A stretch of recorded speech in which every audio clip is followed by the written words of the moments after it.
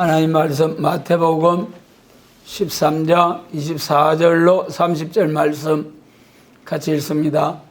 예수께서 그들 앞에 또 비유를 베풀어 가라사대 천국은 좋은 씨를 제 밭에 뿌린 사람과 같으니 사람들이 잘 때에 그 원수가 와서 곡식 가운데 가라지를 덧뿌리고 갔더니 싹이 나고 결실할 때에 가라지도 보이거늘 집주인의 종들이 와서 말하되 주여 밭에 좋은 씨를 심지 아니하였나이까? 그러면 가라지가 어디서 생겼나이까? 주인이 가로되 원수가 이렇게 하였구나. 종들이 말하되 그러면 우리가 가서 이것을 뽑기를 원하시나이까? 주인이 가로되 가만두어라. 가라지를 뽑다가 곡식까지 뽑을까 염려하느라. 둘 다 추수 때까지 함께 자라게 두어라. 추수 때에 나가 추수꾼들에게 말하기를 가라지는 먼저 가두어 불사르게 단으로 묶고 곡식은 모아 내 곡간에 넣으라 하리라. 아멘. 마태복음 13장에 7가지 비유가 쭉 나와요. 첫 번째 비유가 씨 뿌리는 비유인데 4가지 밭에 뿌려진 씨앗에 대한 말씀이 있고요. 그 다음에가 또 씨 뿌리는 비유인데 가라지와 곡식의 비유가 있죠. 가라지와 곡식의 비유. 그런데 이 가라지와 곡식의 비유에 대해서 우리가 좀 새겨봐야 할 그런 말씀이라는 거죠. 이 시간 제가 말씀드리고자 하는 것은 우리 기독교에서 사이비 또 이단 이런 말들을 쓰잖아요. 이사야 5장 말씀으로서 우리가 한번 그 이단에 대해서 말씀드린 바가 있습니다. 이사야 5장은 극상품 포도나무를 심었는데 들포도를 맺은 데 대하여 하나님께서 심판을 하시겠다는 말씀. 그러니까 극상품 포도나무를 심어가지고 극상품 포도 열매가 맺히는 교회가 있고 들포도를 맺는 교회가 있다. 그리고 극상품 포도가 계시록 14장 4절로 5절에 처음 익은 열매. 그 다음에 들포도는 울타리를 걷어버리고 피우지 못하게 해가지고 결국 짐승에게 붙여버린다는 거죠. 그 짐승에게 붙인다는 것이 계시록 13장 5절에 짐승에게만 2달 동안 세상을 붙여버릴 때에 거기에 썰어 넣어버리겠다는 거예요. 무슨 말씀이죠? 그러니까 이사야 5장은 극상품 포도나무를 심었는데 극상품 포도 열매와 들포도가 맺혔다. 그래서 그것은 이제 우리가 흔히 이단이라 하면은 시작은 같은데 끝이 다르다. 그래가지고 한자적인 용어로서 이단이라고 하지 않습니까?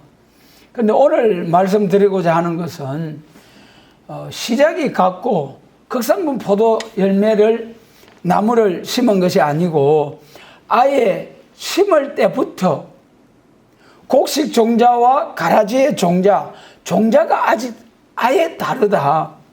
근데 이것을 그냥 가서 뽑아버릴까 하니까 주님께서 추수 때까지 그냥 둬라.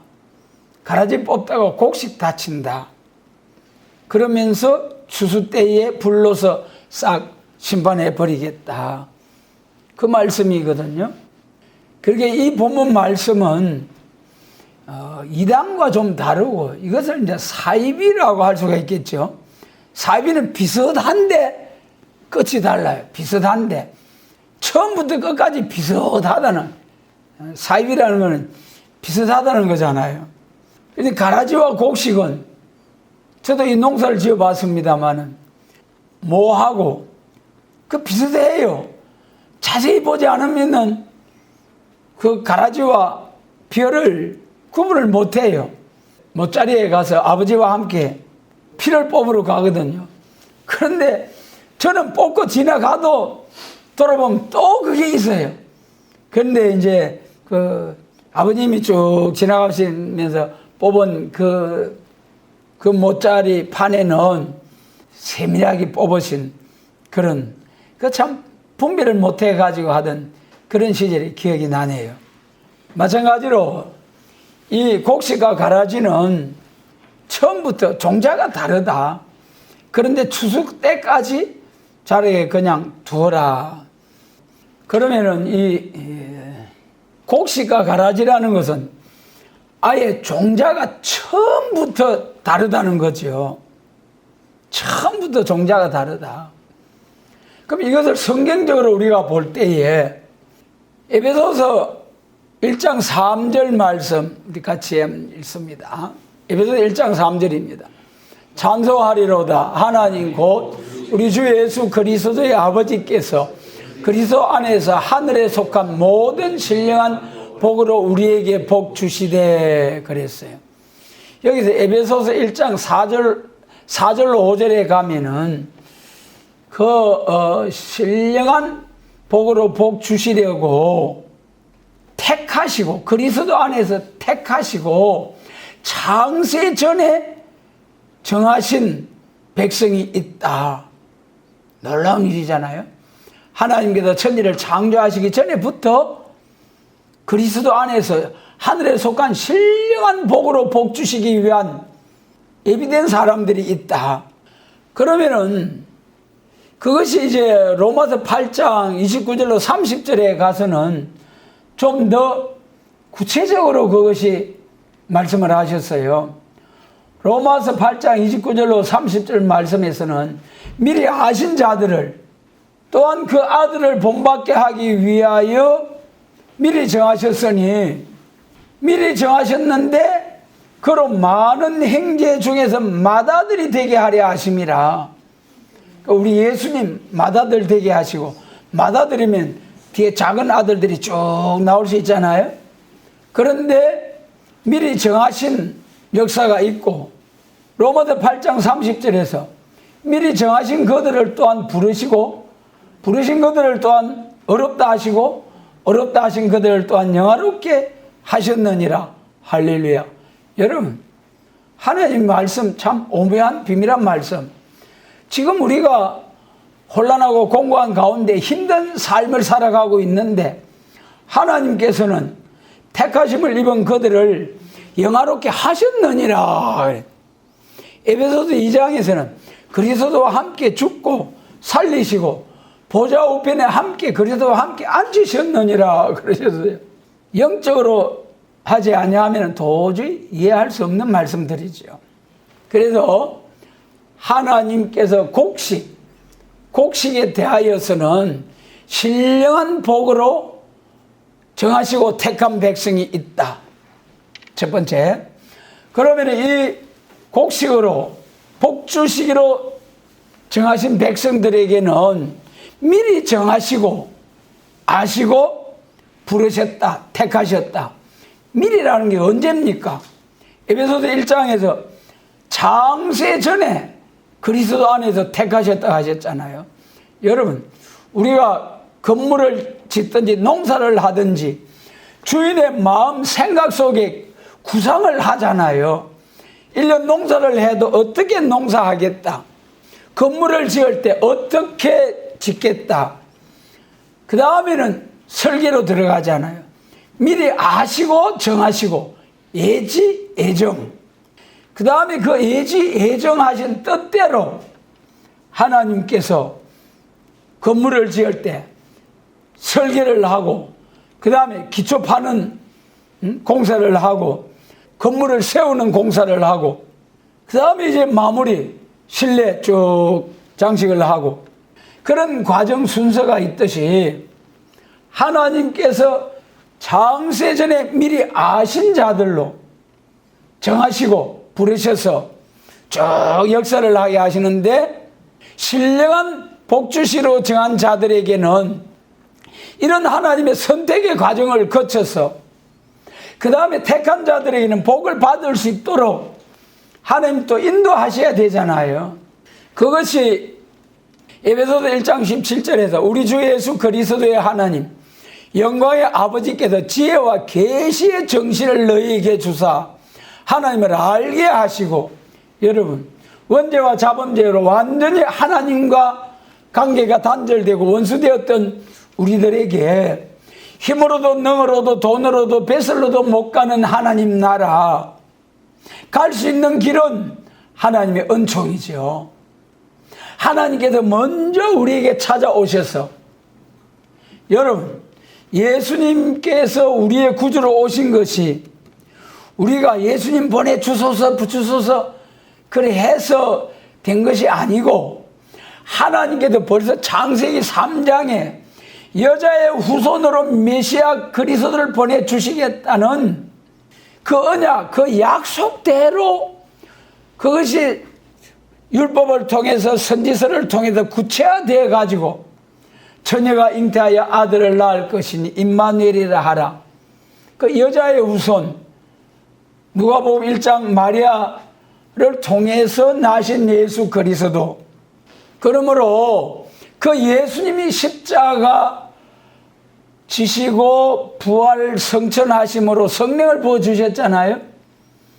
그러므로 성령의 감동으로 기록된 하나님의 말씀이 성령의 감동으로 하지 아니하고는 도무지 알 수가 없는 오묘하고 신비한 하나님의 말씀. 그러므로 에베소서 1장 17절에서 죄와 허물로 도무지 하나님과 멀어진 원수된 우리들에게 예수님을 보내주신 같이 성령님을 보내주셔가지고 지혜와 계시의 정신을 너에게 주사 하나님을 알게 하시는 은혜, 놀라운 주님의 축복입니다.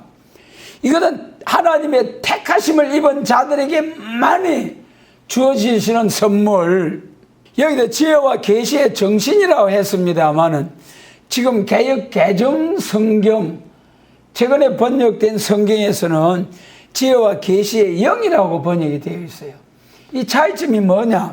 지혜와 계시의 정신 하면은 우리가 기독교에서 흔히 2분설, 3분설 하잖아요. 영혼과 몸 하면은 두 가지로 사람이 구성되어 있다. 그 다음에 3분설 하면은 우리 사람은 영과 혼과 몸으로 되어 있다.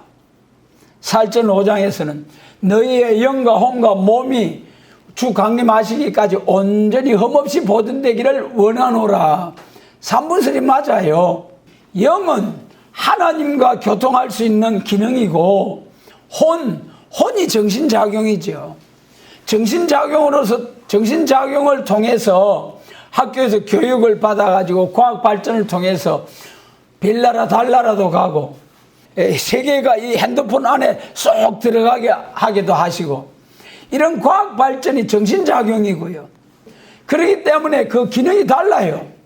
과학 발전, 아무리 과학 발전이 해도 그 과학 발전의 정신작용을 통해서 천국과 지옥, 영의 세계에 대해서는 소경이라는 거예요. 알 수가 없다는 거예요.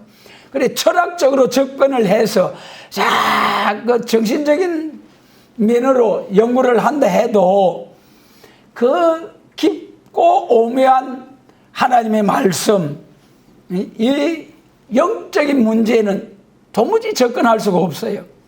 이 하나님과 교통할 수 있는 것은 이 17절에 있는 말씀처럼 영광의 아버지께서 지혜와 계시의 영을 주셔가지고 그 다음에 하나님을 알게 하시는 은혜. 요한복음 20장에서 예수께서 하나님의 아들 되심과 그를 믿음으로 구원을 얻게 하려 하심이라. 요한사도께서 그렇게 말씀하셨어요. 하나님을 알게 한다는 것이 예수님께서 하나님의 아들 되심과 하나님과 우리 사이에 중보자 되심과 대속의 제물이 되셔서 예수 그리스도를 통해서 하나님께 나아갈 수 있는 구원을 받게 되는 이 진리를 알게 하시는, 하나님께서 알게 해 주실 때에 알게 된다는 거예요. 여기서 한 말씀 더 붙이자면은 이사야 25장 6절로 8절에서, 여러분 우리 기독교에서 초림과 재림이 있잖아요. 초림으로 오신 예수님을 믿게 될 이방의 빛이 되는 천국 복음, 영혼 구원의 복음도 에베소서 1장 17절로 18절과 같이 지혜와 계시의 영을 주셔가지고 우리의 마음 눈을 밝혀주심으로써 하나님을 알게 되고 예수님을 알게 되고 천국과 지옥을 알게 되는 거죠. 그러면 예수님의 재림하실 때에 에베소서 1장 17절로 18절로 쭉 나가서 예수님의 재림을 영접하게 되느냐? 아니라는 거예요. 마가복음 3장 16절로 17절에서 산에 오르서 앉으시니 제자들이 나온지라 12를 택하사 사도라 하시고 그 중에 시몬, 야고보, 요한을 부르셔서 시몬에게는 보아너게, 야고보, 요한에게는 우리의 아들 보아너게 레자라는 이름을 주셨다.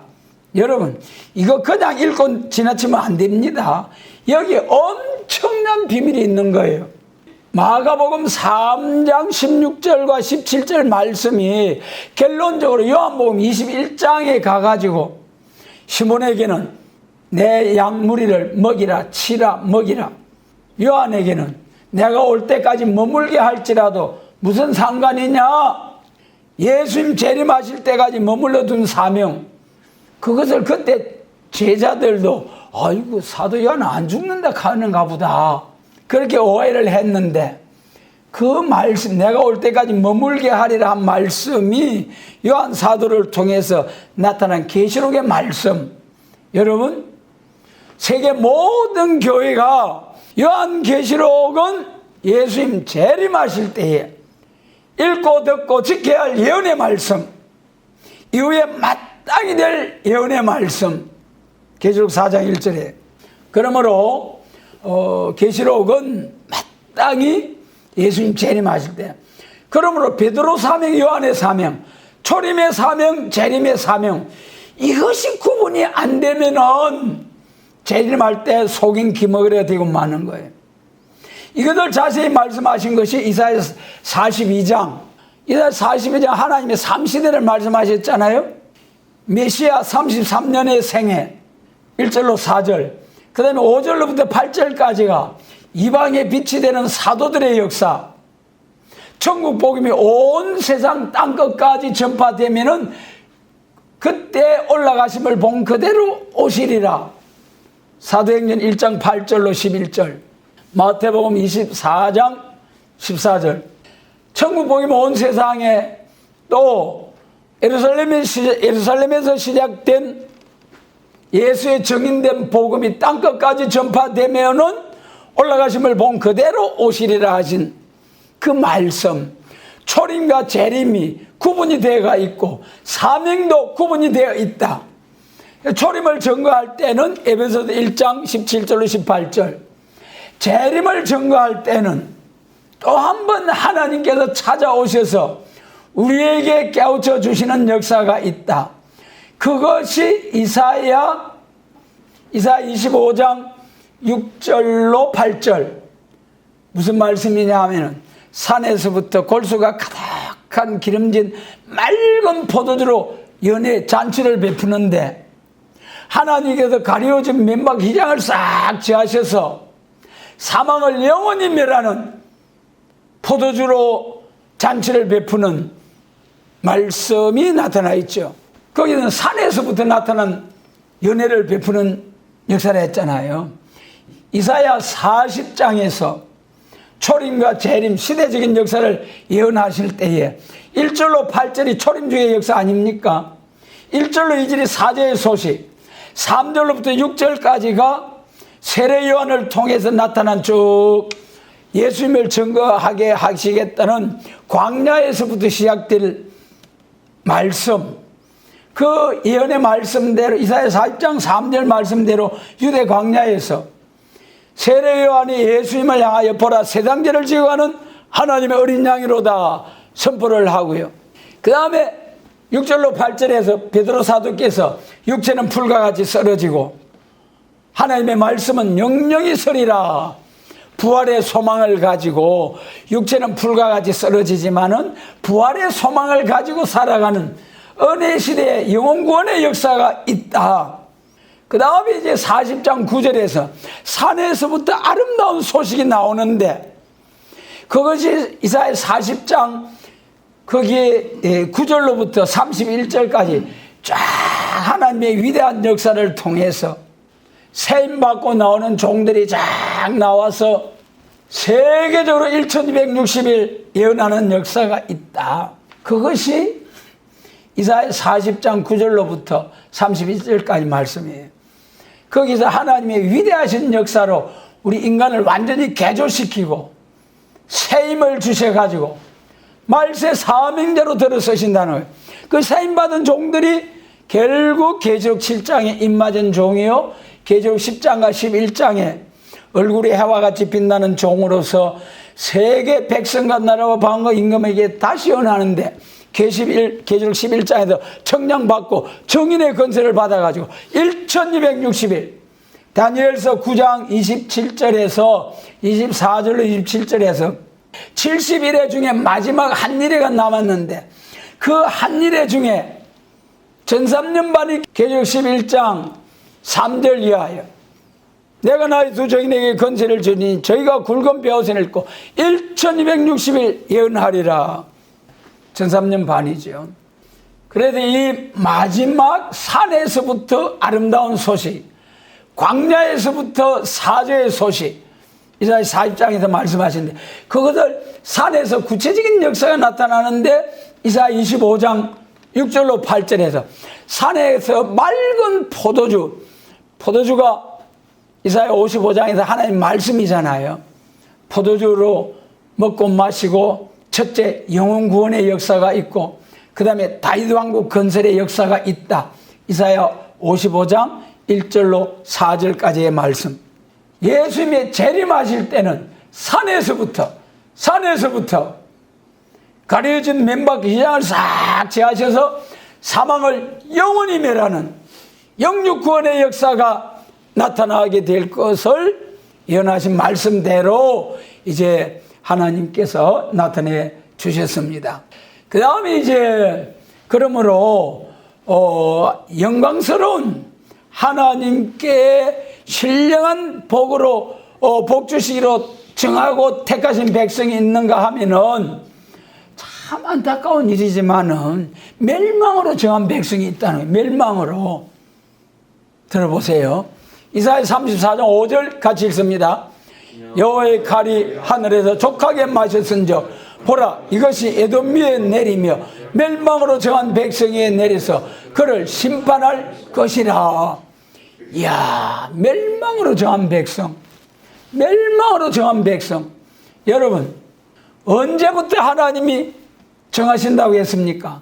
창세전에 미리 아시고 정하시는 하나님의 놀라우신 섭리 속에서 멸망으로 정한 백성이 있고 하늘에 속한 신령한 복으로 복 주실 백성으로 딱 정해졌다. 하나님 얼마나 불공평합니까? 창세기에서 에서와 야곱, 복중에서 리브가가 쌍둥이를 잉태했을 때에 복중에서부터 싸우는 거예요. 어이구 하나님 나 배 아파 큰일 났습니다. 하나님. 그래서 하나님께서 내 복중에서부터 두 민족이 있구나. 큰 자가 어린 자를 섬기리라. 여러분 벌써 복중에서부터 태어나기 전에 딱 삶을 말씀하신 하나님 딱 정해지는 거예요. 세상 사람들은 흔히들 운명이라고 합니다만은 우리 그리스도인들은 하나님의 정하신 뜻이다. 하나님의 정하신 확실한 하나님의 정하신 뜻, 하나님의 정하신 뜻 언약, 예언의 말씀은 천지가 없어져도 없어지지 아니하고 한 획도 떨어지지 아니하고 다 이루신다고 말씀하셨어요. 그 말씀 가운데 멸망으로 정한 백성이 있다. 구원을 주기로 정한 백성들은 지혜와 계시의 영을 주시고 가려진 맨밥과 휘장을 지하셔서 자 복을 받도록 인도하시는 하나님, 그 하나님이 그런 은혜를 주셔가지고 깨닫게 해주시면 그 다음부터는 이제 우리가 할 일이죠. 우리가 그 아버지 뜻을 깨달았다면은 그 깨달은 대로 아버지 뜻을 이루기 위한 합당한 기도를 올려드리면은 그 기도대로 응답을 주셔가지고 사명을 할 수 있도록 역사해 주시는 하나님. 그 다음 멸망으로 정한 백성, 이사야 6장 9절로 10절, 그 중에서 9절하고 10절 같이 읽습니다. 여호와께서 가라사대 가서 이 백성에게 이르기를 너희가 듣기는 들어도 깨닫지 못할 것이요 보기는 보아도 알지 못하리라 하여 이 백성의 마음으로 둔하게 하여 그 귀가 막히고 눈이 감기게 하라. 염려컨대 그들이 눈으로 보고 귀로 듣고 마음으로 깨닫고 다시 돌아와서 고침을 받을까 하노라. 여기서 고침을 받을까 하노라, 고침을 받을까 하는 것은 고침을 받고 돌아와서 복 받으라는 것입니까? 복 받지 못하도록 한다는 것입니까? 복 받지 못하도록 한다는 거예요. 참 불행이죠. 그러니까 여러분, 앞에서 지혜와 계시의 영을 주시고 가리는 맨발과 휘장을 제하셔서 하나님의 거룩하신 뜻을 바로 깨달을 수 있는 지혜와 계시의 영을 주시고 맑은 포도주로 하나님의 말씀으로 깨달음이 있게 해주시는 택한 백성이 있는가 하면은, 멸망으로 정한 백성은 도무지 깨닫지 못하도록 눈을 칵 감겨버리고 길을 막아버리고 마문을 칵 닫아서 오히려 하나님께서 깨닫고 돌아올까 염려하신다는 거예요. 여러분, 사랑의 하나님, 용서 화평의 하나님, 놀랍지 않습니까? 그러면 세상에 어떻게 하나님이 이럴 수가 있느냐 그 말이에요. 그럴 수가 있어요, 없어요? 우리가 사람의 생각을 하면 도저히 그런 불공평해, 그럴 수가 없는 거예요. 그러나 그럴 수 있는지 없는지 한번 성경을 통해서 보자고요. 로마서 9장 18절입니다. 같이 읽습니다. 그런즉 하나님께서 하고자 하시는 자를 긍휼히 여기시고 하고자 하시는 자를 강팍해 하시느니라. 21절입니다. 토기장이가 진흙 한 덩이로 하나는 기 썰 그릇을 하나는 천이 썰 그릇을 만드는 건이 없느냐? 그래서 18절에서 긍휼히 여길 자를 긍휼히 강팍해 하는 자를 하나님이 강팍해 해가지고 내 돋보리에서 망하게 하신다는 거예요. 그러니까 바울 사도께도 또 질문하잖아요. 로마서 9장 20절에서 지음받은 물건이 지은 자에게 나를 어찌 이같이 만들었느냐, 그렇게 말할 수 있지 않느냐 그 말이에요. 어이구 하나님, 내가 어떤 무엇을 아무런 죄를 짓기 전에 벌써 이렇게 멸망으로 주겠다는 것은 엄청난 하나님 잘못 아닙니까? 이 공의의 하나님이 이럴 수가 있습니까? 그렇게 이제 항의한다는 거예요.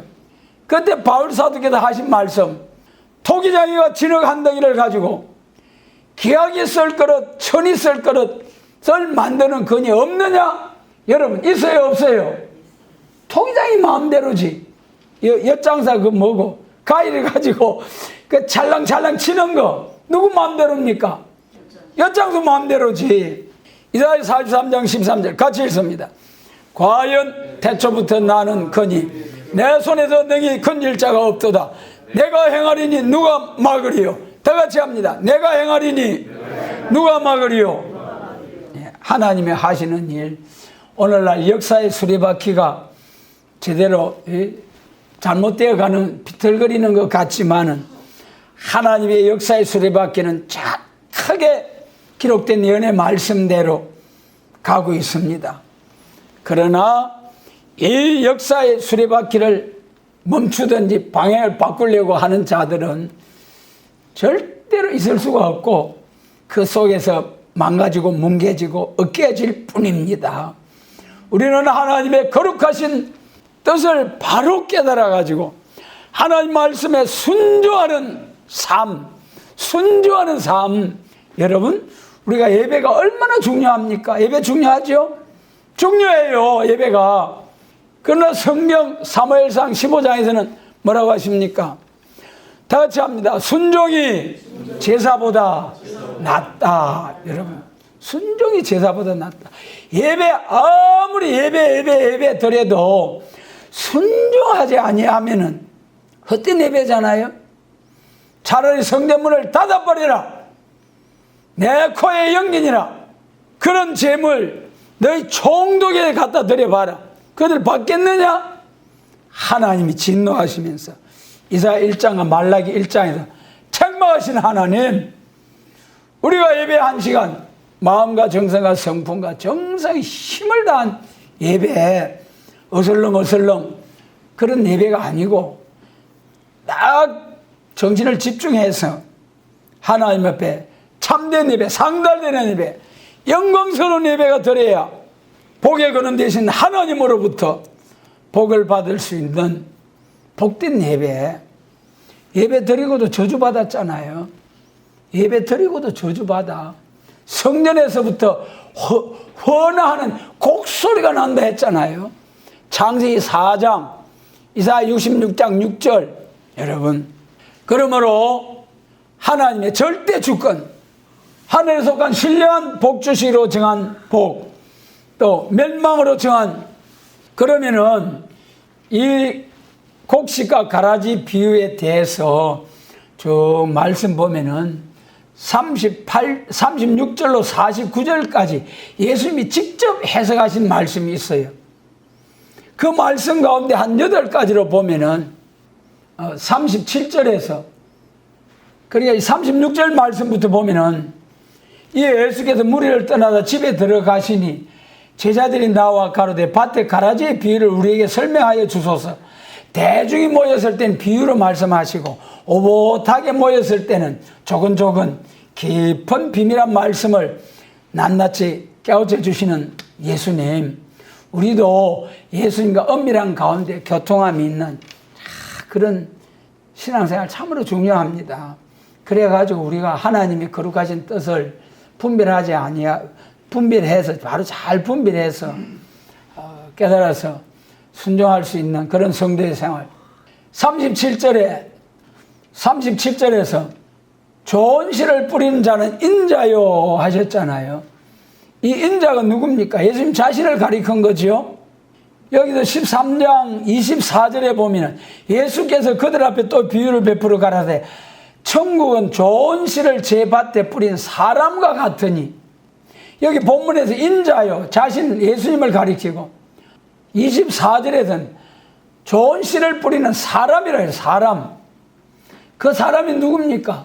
요한복음 1장 14절에 말씀이 육신이 되어 우리 가운데 거하심에 우리가 그 영광을 보니 아버지의 독생자의 영광의 은혜와 진리가 충만하더라. 예수님이잖아요. 사람, 예수님. 24절에서 사람이 예수님을 뿌리고 좋은 씨를 뿌리고, 그럼 예수님 혼자 뿌립니까? 로마서 8장에서 예수님이 무슨 아들? 맏아들 되면 그 다음에 아들들이 쭉 나올 수 있다는 거잖아요.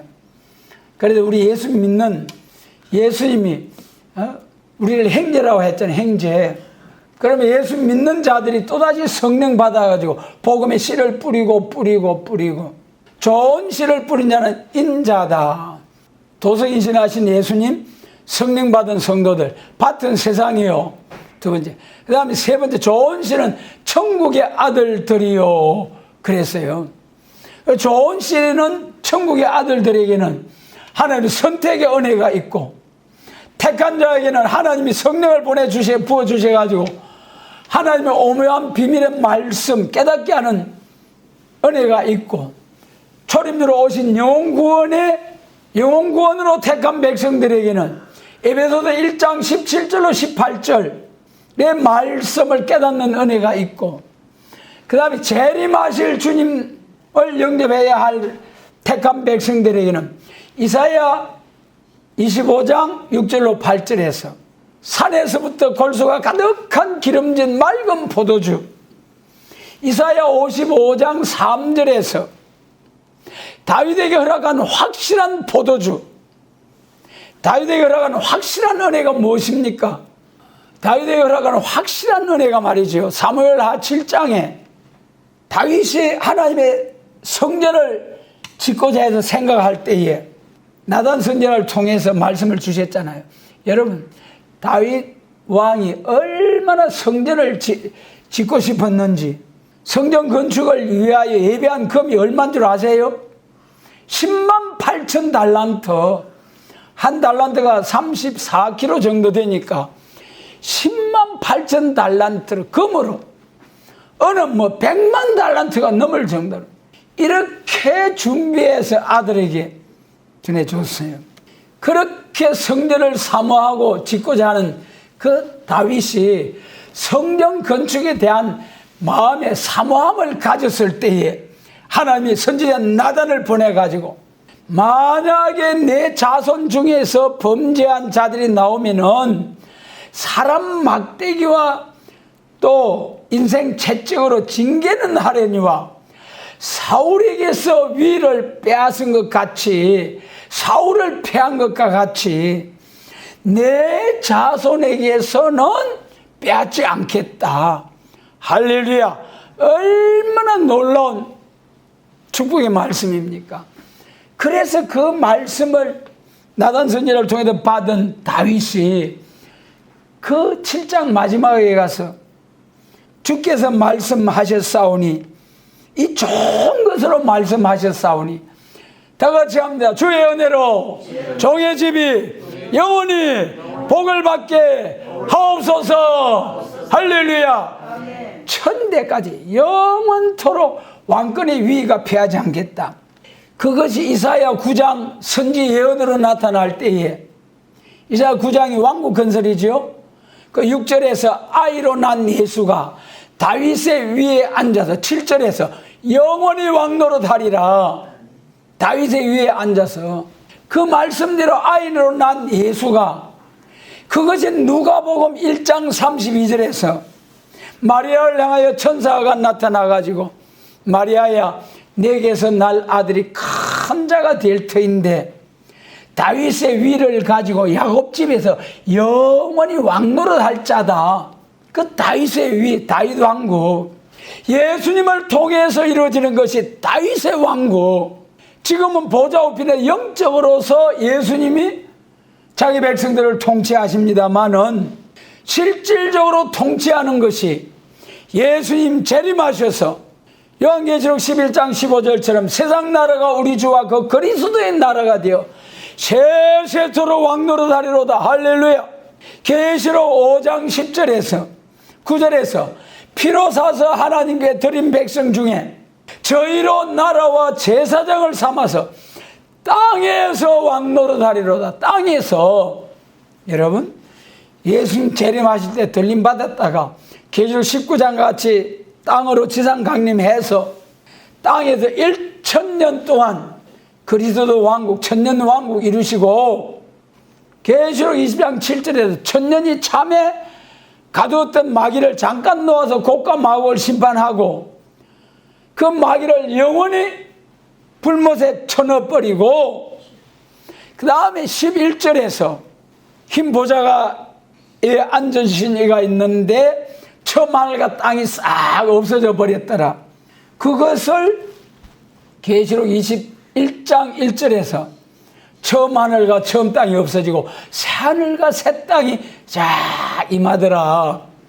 그래서 좋은 씨는 천국의 아들들, 예수님, 예수 믿는 사명자들, 그 다음에 네 번째 가라지는 악한 자의 아들들이요. 악한 자의 아들, 멸망으로 정한 백성. 앞에서 살펴봤죠. 10편 10편 4절에서 악한 자는 마음에 이르기를 하나님이 없다고 하는도다.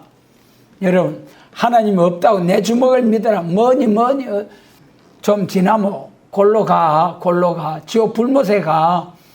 불도 꺼지지 아니하고 사람도 타서 소멸되어지지 아니하는 불못에서, 그것도 뭐 1년 2년 10년 100년이 아니고 영원 무궁토록 어떠고. 그래서 가라지는 악한 자의 아들이다. 가라지는 하나님이 없다고 하는 무신론 사상이요. 그런 자들은 멸망으로 정한 백성이요. 그런 자들에게는 하나님이 눈을 막고 귀를 막고 마음을 닫아서 깨닫지 못하도록 해서 자기 죄를 지고 죄값으로 멸망으로 들어간다. 그 다음에 다섯 번째, 가라지를 심은 원수는 마귀요. 마귀. 오늘날 많은 교회가 마귀의 근본을 뭐라고 합니까? 타락한 천사라 해요. 거짓 선지들. 계시록 12장 9절에서 용이 쫓겨 내려오는데 뭐라고 했습니까? 마귀요 사탄이요 세상을 다스리는 자라 그랬잖아요. 그러므로 이 가라지를 심은 원수는 마귀요. 마귀의 근본과 종말을 바로 알아야지. 마귀의 근본이 창세기 3장 6절이잖아요. 금하신 선악과를 마귀가 뱀이 와서 몇 마디 하니까 날름 따먹고 자기 남편들도 주었잖아요. 거기서 뱀은 승리하여 에베소서 2장에서 공중의 권세를 잡고 공중의 권세를 잡아가지고 요한 1서 5장 19절에서 세상을 다스리고, 세상은 마귀에게, 공중 권세 잡은 마귀에게 속하고 우리는 하나님께 속하고, 그래서 여러분 우리는 이방인과 나그네와 같은 행인들이라고 했잖아요. 우리의 본향은 이 세상이 아니라는 거예요. 우리의 본향은 에덴 동산이요 천국이라는 거예요. 구약시대 바벨론 포로 되었다가 70년 만에 본향으로 돌아왔죠. 우리의 본향은 히브리서 11장에서 본향 찾는 나그네라고 하셨는데, 우리의 본향은 에덴 동산에 쫓겨났잖아요. 죄 때문에. 그걸 찾아 회복에 들어가서 천년왕국 이루어가지고 생육번성 충만하게 되는 창세기 1장 28절 말씀이 계시록 20장에서 이루어지는 것이죠.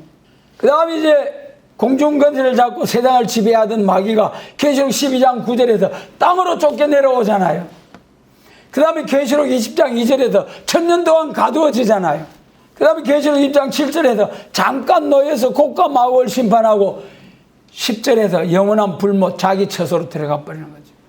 이것이 마귀의 근본과 종말이다. 그래서 이 가라지를 심은 원수는 마귀, 우리의 싸움은 원수는 마귀예요.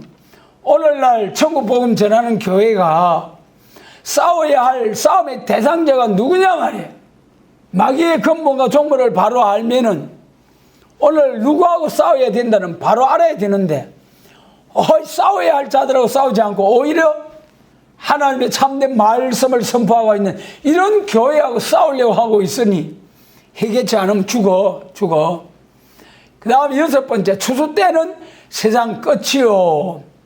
계시록 22장 13절에서 나는 알파와 오메가요, 처음과 나중이요, 시작과 끝이라. 처음과 나중이요, 시작과 끝이라. 세상 끝이 두 번 있어요. 인간의 종말이 있고 우주의 종말. 인간의 종말은 이사야 65장 17절에서 보라 내가 새하늘과 새 땅을 창조하나니, 그래가지고 천년왕국이 쫙 올 것을 이사야 65장 17절 이하에서 말씀하셨어요. 그때는 새하늘과 새 땅을 창조한다는 것은 이 에덴 동산을 회복한다는 거예요. 회복한다는 거예요. 타락한 이 오늘의 모습을. 그 다음에 이제 계시록 20장 11절 또 21장 1절, 처음 하늘과 처음 땅이 없어지고 새 하늘과 새 땅이 온다고 하셨잖아요. 그건 무안식시대 천국. 그래, 우리 인간의 종말은 예수님 재림하실 때 악인들의 심판, 새로운 시작, 에덴 동산 회복된 천년왕국. 그 다음에 우주의 종말은 처음 하늘과 처음 땅, 싹 이 천국을 이루기 위한, 천국에서 살 수 있는 하나님의 백성들을 세우는 공장, 그 천국에 살 수 있는 사람의 수가 다 차게 되면은 공장 필요 없어, 문 닫아, 없애버리고 천국이 이루어지는 거죠. 그 다음에 이제 7번째, 추수꾼은 천사들이니, 천사는 하나님 편에서 역사하시는, 하나님 부리는 영이지요. 사람들을 또 천사처럼 보내가지고 하나님 쓰시잖아요. 추수꾼은 천사들이, 여기 추수꾼은 계시록 7장 2절 다른 천사, 8장에 기도 상달되는 다른 천사, 계시록 10장에 얼굴에 해와 같이 빛나가지고 땅과 바다를 밟고 사자같이 하나님의 비밀 선지서를 다시 예언하는, 백성과 방과 임금에게 다시 예언하는 다른 천사, 계시록 14장 6절에서 아름다운 소식, 영원한 복음을 전하는 다른 천사, 말세 사명자들, 추수꾼들, 기독교 2차 백마, 계시록 19장 14절에서 예수님이 쫙 지상 강림하시고 그 좌우에 백마탄 군대가 그를 따르더라. 할렐루야. 기독교 2차 백마 군대입니다. 그것이 계시록 6장 2절에서 흰말 탄 자가 나오는데 이기고 또 이기려고 하더라. 우리 기독교는 반드시 두 번 승리가 있습니다. 오늘날까지 천국 복음을 전하는 자들은 영혼구원, 은혜 시대에 이기는 역사는 예수 믿는 자들을 바로 믿는 자들을 절대로 지옥으로 끌고 가지 못하는 정도의 이김. 진짜 이스라엘 승리자 이김은 예수님 재림하실 때 계시록 7장에서 하나님이 입맞은 이스라엘, 하나님의 입맞은 이스라엘이 계시록 10장과 11장까지 역사하고 들림받았다가 19장과 같이 지상 강림해서 짐승과 거짓 선지 싹 멸망의 비로 소재하고 소탕하고 계시록 18장까지 멸망의 비로 소재하고 숨어있는 짐승과 거짓 선지 계시록 19장 19절로 20절 같이 백마탄 군대가 짐승의 군대와 거짓 선지를 싹 진멸해버리고 그 다음에 20장과 같이 에덴 동산이 회복된 그리스도 왕국, 그 다음에 마지막 8번째 불에 사르는 것 같이. 여러분 베드로서 3장 6절로 7절에서 먼저 한번 물로서 세상을 심판하였거니와 이제 또 한 번 불로서 세상을 심판하기 위하여 간수한 바 되었다.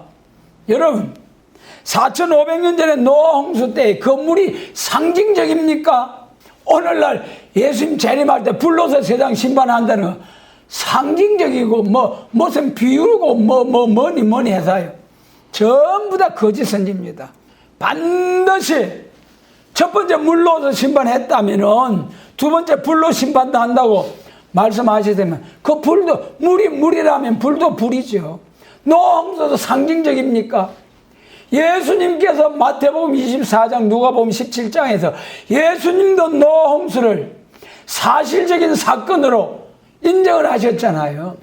그러시면서 인자의 임함도 노아 때와 같다, 롯의 때와 같다 심판하시는 예수님, 반드시 예수님 재림하실 때는 불로서 세상을 심판한다. 베드로서 3장 6절로 7절에서 반드시 첫 번째는 물로 심판했고 또다시 불로 심판한다. 베드로서 3장 12절 13절에 뭐라 했습니까? 그날에 하늘이 불에 타서 풀어지고 체질이 뜨거운 불에 녹아지려니와. 다 같이 합니다. 우리는 그의 약속대로 의거하는 바 새 하늘과 새 땅을 바라보도다. 할렐루야, 할렐루야, 할렐루야. 여러분 다 멸망의 비로 싹 체질이 뜨거운 불에 녹아요. 그러한 불심판이 오는 그날에도 다니엘 3장에 7배나 뜨겁게 해서 다니엘과 세 친구들을 불못에 던지는, 불에 던지는 그 던진 사람들은 불이 나와서 확 살라 죽여버리지만은 그 불 속에 들어간 세 친구는 거기 천사 한 사람 더 붙어 네 사람이 불 속에다 할렐루야, 할렐루야. 여러분 그게 만하겠습니까? 물 가운데 불 가운데로 통과해도 침몰치 못하고 사르지 못한다는 이사야 43장 말씀처럼 실질적으로 예수님 재림할 때 물과 불이 당치 못하는 완전 개조받고 신의 사람으로 그 정도 해가지고 사명자로 써서 저 북방 짐승 악의 세력 북진 통일 멸공 진리로서 하나님의 그리스도의 왕국을 이루시는 역사. 이사야 33장 11절로 12절에서도 너희가 괴를 잉태하고 짚을 해산할 것이며 너희 호흡은 불이 되어 너희를 삼킬 것이며 민족들은 불에 굽는 햇돌 같겠고 베어서 불에 사르는 가시나무 같으리로다. 반드시 불심판이 온다는 거예요. 너희 호흡은 불이 되어 체질이 뜨거운 불에 녹아져 버린다는 거예요. 민족들은 불에 굽는 햇돌 같겠고 1945년 미국이 원폭을 만들어 가지고 그 태평양 동남아 싹 썰어 가지고 세계를 정복해 보겠다고 겁없이 덤비다가 팬맨 리틀보이 원폭 두 방에 아이고 알았습니다요. 천왕이 뭐야? 천왕이 그냥 왕이면 왕이지. 천왕이라고 신적인 존재라고 그렇게 하던 일본 왕이 그 함상에서 메가드 장군 앞에서 항복 서명하는 거. 원폭 2방 맞고, 아유, 알았습니다. 항복합니다. 나 신이 아닌데, 나 하나님 아닙니다. 여러분, 1945년 원폭 개발했는데, 그 비밀을 빼내가지고 소련에서 원폭 개발하고, 지금은 공식, 비공식적으로 한 10여 개 나라에서 원폭이 막 만들어가지고, 니만 있나? 나도 있다. 내만 죽나? 니도 죽어보자. 그래가지고 너도 죽고 나도 죽자. 그러니까 계시록 7장 1절에서 뭐라 하겠습니까? 땅과 바다가 피해를 당할 수밖에 없는 무력 준비가 완비되어서 너도 죽고 나도 죽게 생겼으니까 바람집을 붙잡아 보자. 너도 살고 나도 살자. 그러한 때 무슨 역사가 난다는 겁니까? 동방에서부터 하나님의 인의 역사가 나온다는 거예요. 그래서 반드시 가라지는 불에 사르는 것 같이 살라 버리겠다. 세상 끝에도 그러하니라. 반드시 세상 끝이 있습니다. 인간의 종말이 있습니다. 여러분, 그러므로 이 시간 마태복음 13장 곡식과 가라지의 비유는 이사야 5장처럼 극상품 포도에서 덜포도 극상 포도 열매가 맺히는 것이 아니라 아예 심을 때부터 곡식과 가라지가 있었다. 그래서 추수 때까지 쭉 계속해서 자라간다. 우리 기독교에서 이단이라 하기도 하고 또 사이비라고 하기도 한다.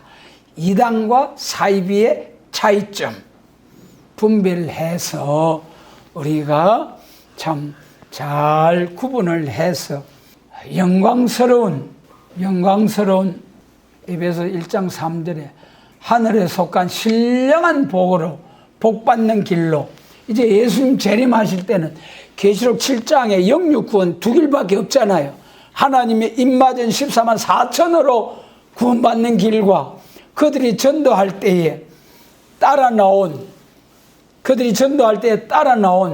그런 사람들, 종족, 입맞은 종은 왕권의 영광, 1260일 쫙 많은 사람들을 셀 수 없는 큰 무리를 세시대를 인도한 그 열매로 우리 주님 나라 가서 왕권의 영광을 누리게 되고 그들의 전도를 받고 나온 자들은 큰 흰무리로서 어린 양의 피에 옷만 씻어가지고 회개만 하고 아이고 믿습니다 아멘입니다 하고 따라 나온 자들 세시대 종족이 될 자들 두 길이 있다.